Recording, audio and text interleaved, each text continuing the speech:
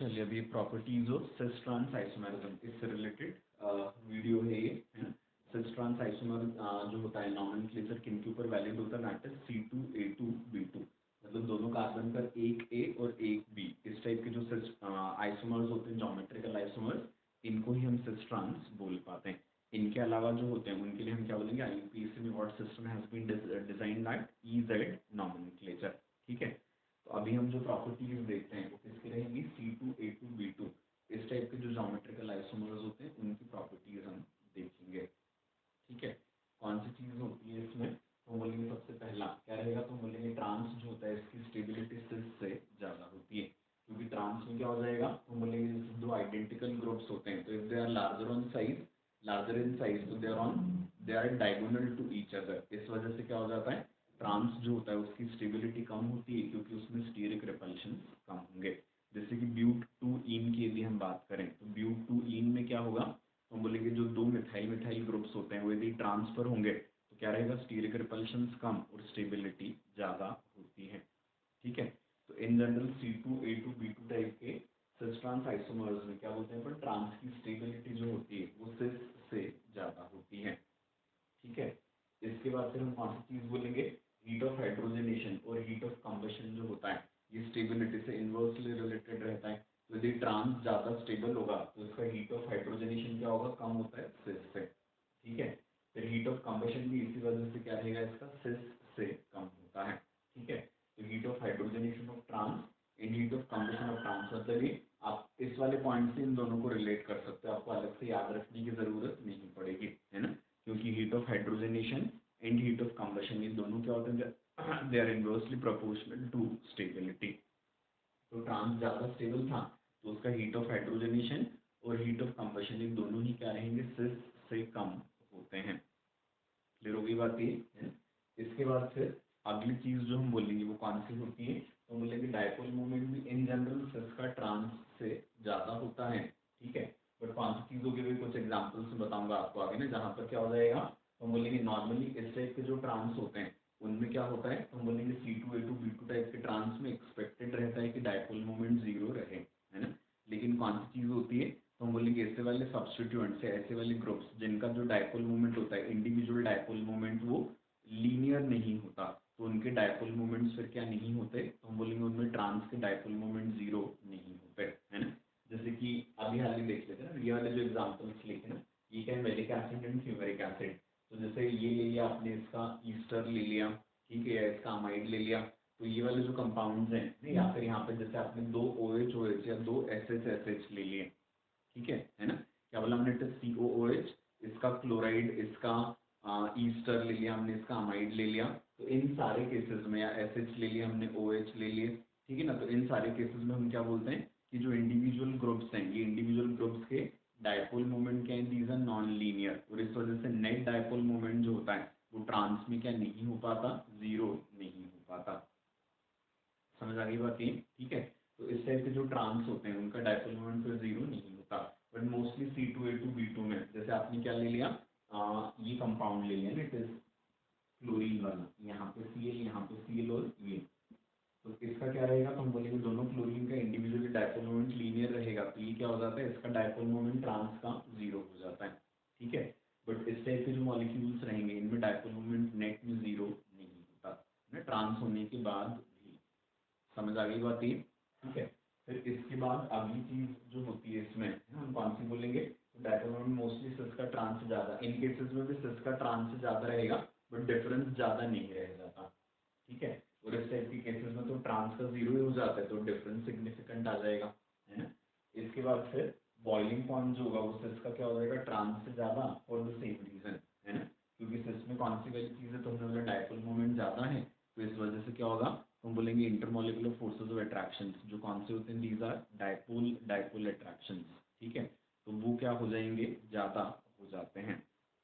समझ आ गई बात ये, ठीक है। तो डायपोल डायपोल अट्रैक्शन जो होते हैं वो क्या रहेंगे, तो हम बोलेंगे वो सिस के सिस में ट्रांस से ज़्यादा हो जाएंगे, इस वजह से सिस का बॉइलिंग पॉइंट जो होता है वो क्या हो जाता है, ट्रांस से ज़्यादा हो जाता है। क्लियर बात अच्छे से ये, कौन सी चीज़ बोली हमने, सिस का डायपोल मोमेंट ट्रांस से ज़्यादा था, इस वजह से बॉइलिंग पॉइंट जो होते हैं किस पर डिपेंडेंट होते हैं, इंटरमॉलिकुलर फोर्सेस व अट्रैक्शंस पर डिपेंडेंट होते हैं। ठीक है, तो जो इंटरमॉलिकुलर फोर्सेस व अट्रैक्शंस होते हैं वो क्या हो जाएंगे, डायपोल डायपोल अट्रैक्शन किस में ज़्यादा हो जाएंगे, तो हम बोलेंगे वो ट्रांस में ज़्यादा हो जाते हैं सिस से। इस वजह से कौन सी चीज़ हो जाएगी, तो हम बोलेंगे इस वजह से ट्रांस का बॉइलिंग पॉइंट जो होता है वो सिस से कम हो जाएगा। समझ आ गई बात ये, है ना।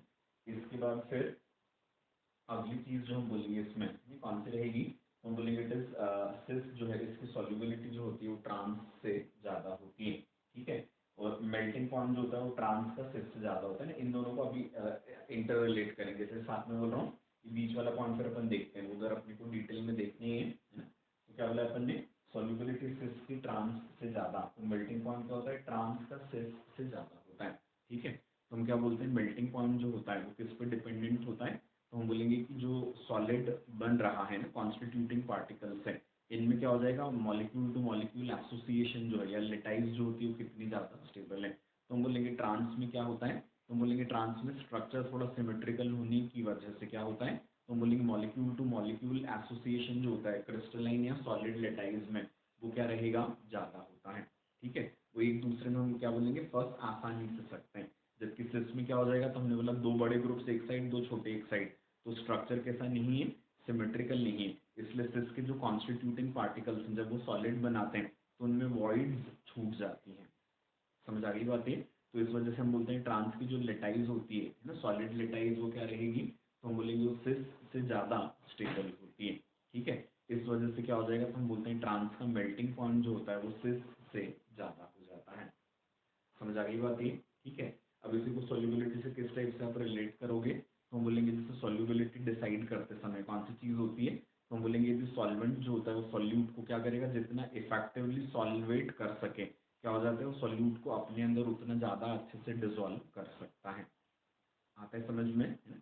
क्या बोले अपन ने, तो हम बोलेंगे सॉल्वेंट जो होता है वो सॉल्यूट का सॉल्वेशन जितना इफेक्टिवली करेगा क्या हो जाएगा, तो हम बोलेंगे सॉल्युबिलिटी उतनी ज़्यादा हो जाती है। आई ना बात समझ में अच्छे से।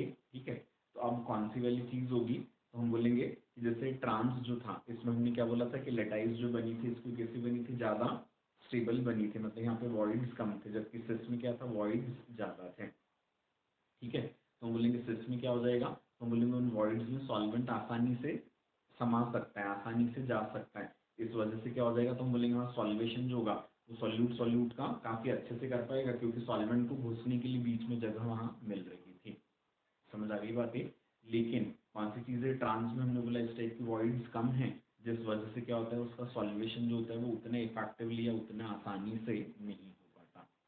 समझ आ गई बात है। तो इस वजह से ट्रांस जो होता है उसकी सॉल्युबिलिटी क्या हो जाएगी, कम, उससे इसकी सॉल्युबिलिटी थोड़ी सी ज़्यादा हो जाती है। क्लियर है अच्छे से ये, है ना। इसके बाद हम कौन सी चीज़ बोलेंगे, तो हम बोलेंगे in case resistance of trans isomers जो है these are acidic in nature, तो फिर क्या हो जाएगा, जो डिसोसिएशन कांस्टेंट होता है वो भी सिस का क्या रहेगा, ट्रांस से ज़्यादा होता है ना। इन cases C2H2 type of molecules they happen to be what, acidic in nature. ठीक है, then in that case what we say, so we say it is Ka, that is dissociation constant for cis, that is going to be more than that of dissociation constant for trans. आया समझ में। ठीक है, अब ऐसा क्यों होता है, इसमें आप डिटेल में देखो आप पूरा अच्छे से समझ आ जाएगा, है ना। जैसे ये जो C2H2B2 है इसमें ये कार्बोक्सिलिक एसिड है ना, कौन सा है, malic acid, and this is what that, fumaric acid. ठीक है, मेलिक एसिड जो होता है सिस फॉर्म है, और फ्यूमेरिक एसिड जो होता है क्या रहेगा, दैट इज ट्रांसफॉर्म होता है। ठीक है, अब इसमें कौन सी चीज़ होती है, तो हम बोलेंगे जैसे इसका मेलिक एसिड जो रहेगा इसका जो Ka1 होता है ना, डाइबेसिक एसिड है, ठीक है, तो इसका जो Ka1 होता है मेलिक एसिड का, वो फ्यूमेरिक एसिड के Ka1 से ज़्यादा होता है। ठीक है, और Ka2 जो होता है वो फ्यूमेरिक एसिड का क्या होता है, मेलिक एसिड से ज़्यादा होता है। बट ओवरऑल एसिडिटी जो होती है उसको गवर्न कौन करता है, तो हम बोलेंगे किसी भी पॉलीप्रोटिक एसिड में ओवरऑल एसिडिटी जो होती है उसके K1 से डिसाइड होती है। समझ आ गई बात ये, है ना। उसकी ओवरऑल एसिडिटी जो होती है वो क्या होती है, तो हम बोलेंगे उसकी Ka1 से डिसाइडेड रहती है। ठीक है, तो इसलिए ओवरऑल तो क्या होता है, मेलिक एसिड जो होता है वो फ्यूमेरिक एसिड से स्ट्रॉन्ग एसिड होता है ना। ओवरऑल तो हम क्या बोलेंगे, तो हम बोलेंगे इट इज मेलिक एसिड जो रहेगा वो क्या रहेगा, फ्यूमेरिक एसिड से ज़्यादा एसिडिक होता है। आती बात समझ में। ठीक है, अब कौन सी चीज़ अपन मेलिक एसिड जो इसका K1 जो है वो फ्यूमेरिक एसिड से ज़्यादा क्यों है और K2 फ्यूमेरिक एसिड का मेलिक एसिड से ज़्यादा क्यों है, ये हम देखते हैं, है ना। तो इसमें हम कौन सी चीज़ बोलते हैं, हम बोलेंगे यहाँ पे मेलिक एसिड जो इसमें से जब H पॉजिटिव निकलेगा तो इसका ये जो कॉन्जुगेट बेस बना है, ये कॉन्जुगेट बेस क्या करता है, दूसरे COOH के H के साथ क्या बना लेगा, इंट्रामोलिकुलर हाइड्रोजन बॉन्डिंग, है ना। क्या हो गया यहाँ पर, दैट इज चिलेशन हो गया। आई बात समझ में, है ना, क्योंकि दोनों COOH जो थे ये क्या थे, देवर ऑन द सेम साइड, तो इस वजह से क्या हुआ, तो हमने बोला H पॉजिटिव का जब लॉस हुआ तो H पॉजिटिव के लॉस से क्या बना, तो हमने बोला मेलिक एसिड का जो कॉन्जुगेट बेस बना उसमें दोनों COOH सेम साइड थे, तो जब एक में से H पॉजिटिव निकला तो COO नेगेटिव और दूसरा COOH they are still on the same side, ठीक है। तो इस वजह से कौन सी चीज़ हो गई, तो हमने बोला वहाँ पर इंट्रामोलिकुलर हाइड्रोजन बॉन्डिंग, जिसकी वजह से चिलेशन मतलब रिंग का फॉर्मेशन हो गया। इस वजह से क्या हो जाएगा, तो बोलेंगे इस वजह से मेलिक एसिड का जो कॉन्जुगेट बेस है वो ज़्यादा स्टेबल हो जाएगा, क्योंकि जब फ्यूमेरिक एसिड में आप देखोगे तो क्या है, COO नेगेटिव और COOH ये ट्रांस मतलब ऑपोजिट साइड है, तो यहाँ पर इंट्रामोलिकुलर हाइड्रोजन बॉन्डिंग की फैसिलिटी अवेलेबल नहीं है। समझ आ गई बात ये, तो इसलिए हम क्या बोलते हैं कि मेलिक एसिड का जो पहला H पॉजिटिव निकला था, ठीक है, उससे बनने वाला कॉन्जुगेट बेस क्या था, इंट्रामोलिकुलर हाइड्रोजन बॉन्डिंग की वजह से स्टेबल था। फ्यूमेरिक एसिड में ये इंट्रामोलिकुलर हाइड्रोजन बॉन्डिंग नहीं हो पाती, क्योंकि जो ग्रुप्स हैं इनका कॉन्फ़िगरेशन, हम बोलेंगे मॉलिक्यूल का कॉन्फ़िगरेशन इस टाइप का नहीं था कि क्या हो पाता वहाँ, तो हम बोलते हैं इंट्रामोलिकुलर हाइड्रोजन बॉन्डिंग हो पाती, ये पॉसिबल नहीं था।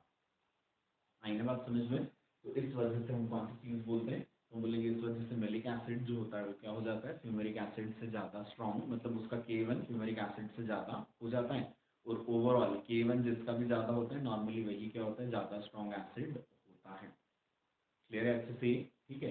अब क्या है, तो हम बोलेंगे इसमें डायबेटिक एसिड है तो दूसरा H पॉजिटिव भी निकल सकता है, ठीक है। अब मेलिक एसिड में इस वाले H को निकलना है, तो इस H का निकलना थोड़ा सा कठिन हो गया, क्योंकि इसको कोवेलेंट बॉन्ड भी तोड़ना है और साथ में क्या है, ये इंट्रामोलिकुलर हाइड्रोजन बॉन्ड जो इसको भी तोड़ना है, ठीक है। जबकि फ्यूमेरिक एसिड में ये जो दूसरा वाला H पॉजिटिव है, ये दूसरा वाला H पॉजिटिव क्या है, ये फ्री है। समझ आती बात है, तो इसके फ्री होने की वजह से कौन सी चीज़ हो गई, तो हम बोलेंगे अब ये आसानी से निकल जाएगा, जबकि मेलिक एसिड का दूसरा H पॉजिटिव जो है मुश्किल से निकलता है, ठीक है। तो इस वजह से Ka2 फ्यूमेरिक एसिड का ज़्यादा हो जाएगा मेलिक एसिड से, है ना। तो हम क्या बोलते हैं, हाइड्रोजन बॉन्डिंग का एक बहुत ब्यूटीफुल एग्जाम्पल है, जहाँ पर effect of hydrogen bonding on acidity एक ही मॉलिक्यूल पर लग गया, है ना। हाइड्रोजन बॉन्डिंग से क्या होता है, तो हम बोलते हैं एसिडिटी बढ़ती भी है और एसिडिटी कम भी होती है, ठीक है। तो हम क्या बोलते हैं, एसिडिटी बढ़ती कब है, तो हम बोलते हैं कि जब क्या हो जाए, तो हम बोलेंगे एसिड का जो कॉन्जुगेट बेस था वो क्या हो जाए, इंट्रामोलिकुलर हाइड्रोजन बॉन्डिंग की वजह से स्टेबल हो जाए, तो क्या हो जाता है, एसिडिटी बढ़ जाती है, ठीक है। और कौन सी चीज़ होती है, तो हम बोलेंगे जो हाइड्रोजन एसिडिटी के लिए रिस्पॉन्सिबल है, यदि वही किस में एंगेज हो जाए, हाइड्रोजन बॉन्डिंग में एंगेज हो जाए, तो क्या हो जाता है, एसिडिटी कम हो जाती है। तो malic acid is such a beautiful example, जिसमें क्या होता है, दोनों चीज़ें एक साथ होती हैं। K1 जो होता है वो ज़्यादा है ना, वजह उसकी क्या, तो हमने बोला conjugate base is stabilize due to hydrogen bonding, और K2 कम है क्योंकि क्या है, hydrogen responsible for what, Ka2 that is engaged in intramolecular hydrogen bonding. समझ आ गई बात ये, है ना।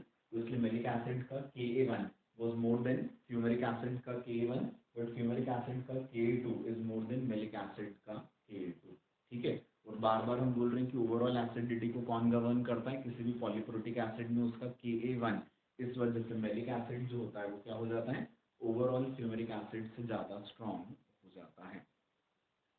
आगे समझ में अच्छे से ही, ठीक है। अब मेलिक एसिड फ्यूमेरिक एसिड को पहचानने का एक तरीका भी होता है, कौन सा, हम बोलेंगे जैसे मेलिक एसिड को भी हम हीट करेंगे तो ये हीट करने पर किसमें चला जाता है, हम बोलेंगे दैट इज मेलिक एनहाइड्राइड में, क्योंकि दोनों COH क्या थे, they were on the same side, ठीक है। फ्यूमेरिक एसिड को जब इसी टेम्परेचर पर हीट करोगे तो हम बोलेंगे यहाँ पर कोई रिएक्शन नहीं होती, क्योंकि दोनों COOH कहाँ पर थे, they were on the opposite side. आ रही बात समझ में, तो इस वजह से हम बोलते हैं फ्यूमेरिक एसिड जो होता है वो उसी टेम्परेचर पर क्या नहीं कर पाता, अपना एनहाइड्राइड नहीं बना पाता। समझ आ गई बात ये, है ना। तो हम क्या बोलेंगे, जैसे हमसे क्वेश्चन क्या पूछा जाएगा, इट इज ये C4H4O4 है, ये इसका मॉलिक्यूलर फॉर्मूला है। तो C4H4O4 मॉलिक्यूलर फॉर्मूले का कंपाउंड है ना, जो दो अलग अलग फॉर्म्स फॉर्म्स में एग्जिस्ट करता है ए एंड बी, बोला जाएगा ए को हीट करने पर क्या बनता है, तो हम बोलेंगे लॉस ऑफ वाटर से कंपाउंड बन जाता है दैट इज सी, ठीक है। और जो बी होता है, इस बी का हम उसी टेम्परेचर पर जब हीट करते हैं तो क्या हो जाएगा, यहाँ पर कोई प्रोडक्ट नहीं मिलता, तो हमको बोला जाएगा ए बी और सी को पहचानो। तो C4H4O4 जो है, C4H4O4 क्या रहेगा, तो बोलेंगे कार्बोक्सिलिक एसिड है। इसमें एडिशनल इन्फॉर्मेशन आपको वो भी दे सकते हैं कि कार्बोक्सिलिक एसिड की जो पहचान होती है वो क्या होती है, तो हम बोलेंगे कार्बोक्सिलिक एसिड्स में NaHCO3 को डाला जाए तो क्या होता है, CO2 का इवोल्यूशन होता है। तो आपको सब बोला जाएगा C4H4O4 इस मॉलिक्यूलर फॉर्मूले वाले कंपाउंड का ट्रीटमेंट जब हम NaCO3 से करवाते हैं तो यहाँ से क्या निकलता है, 2 मोल्स ऑफ CO2, ठीक है। इसको बेस बनाकर बोलेंगे कि अब इस मॉलिक्यूलर फॉर्मूले वाला कंपाउंड जो होता है वो एग्जिस्ट करता है किसमें, ए और बी ना, दो फॉर्म्स में एग्जिस्ट करता है, ठीक है। ए का हीटिंग करवाने पर सी मिलता है, ठीक है, लेकिन बी जो है इसको उसी टेम्परेचर पर हीट करने पर कोई फर्क नहीं पड़ता। इस बेसिस पर आपको बोला जाएगा ए बी और सी को आइडेंटिफाई करना है।